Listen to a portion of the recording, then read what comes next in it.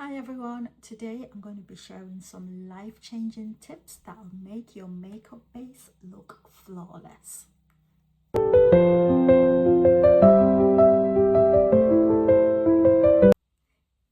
If you have a lot of texture or large pores on your face, start with a silicone-based primer.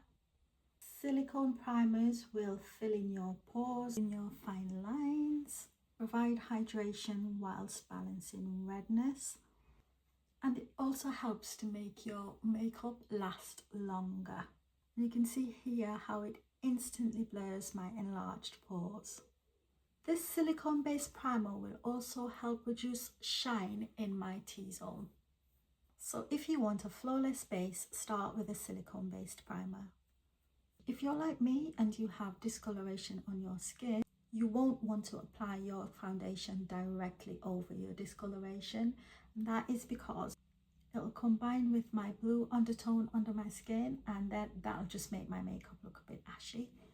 So that's why I'm using the LA Girl Pro Conceal Orange Corrector to neutralize the uneven undertone in my skin.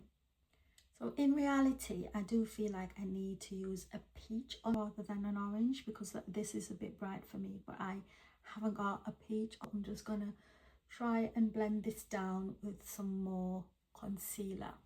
Peach and orange color correctors helps with hyperpigmentation. So purple color correctors help to correct yellow on your skin. So if you're like me and you've bought your expensive as hell Haus Labs foundation but it's too yellow on your skin, you can neutralize that down with a purple corrector. So you can see how this orange color corrector is trying to neutralize out my dark under eyes and my hyperpigmentation. However, like I say, I do feel like it's too bright for my complexion. I need a peach color corrector, I think. Since my foundation is too warm for my undertone, so it's showing too yellow, I'm going to mix that with some purple corrector. Before you can buy the right shade for your foundation, you do need to know your undertone. A good way to figure out your undertone is to look at your veins. So if your veins appear mostly blue or purple, you may have a cool undertone. If they appear green, you may have a warm undertone. And if you're like me and you have both, then you may have a neutral undertone. Find your perfect shade by matching your foundation with your neck color. But if you're weird like me and your neck is a different color from your chest and your face, then match your foundation to your chest and your face because your neck will be the outlier here.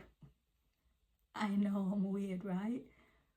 If you already have a foundation that you love and it perfectly matches your complexion, you can just go to foundation.com and type in that foundation and it'll suggest the shade for the foundation in a different brand for you. Whilst blending your foundation, avoid blending it under your eyes because we're going to save that space for concealer later on. So if you layer too much products under your eyes, then that will make it look cakey. So I'm using my beauty blender to press the foundation into my skin. So I'm dabbing and pressing the foundation into my skin. If you do drag your beauty blender or your brush when you apply your foundation, that again can contribute to it looking cakey. So I bring what's left on my sponge down to my neck, but like I say, my neck is already a different color from my chest and my face. Setting spray before setting powder. I'm using my Charlotte Tilbury Hollywood Flawless Setting Spray. And for setting powder, I'm going to be using the e.l.f. Halo Glow Loose Setting Powder. I get oily in my T-zone, so that's where I'll set with powder.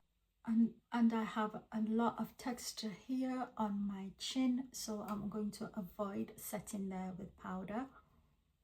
I use a sponge to gently press that in after I have applied my powder.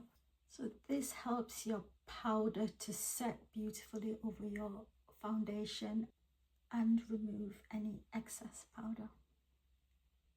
So that's it. Comment below if there's another video you'd like me to do next, and consider subscribing if you like this content. Thank you.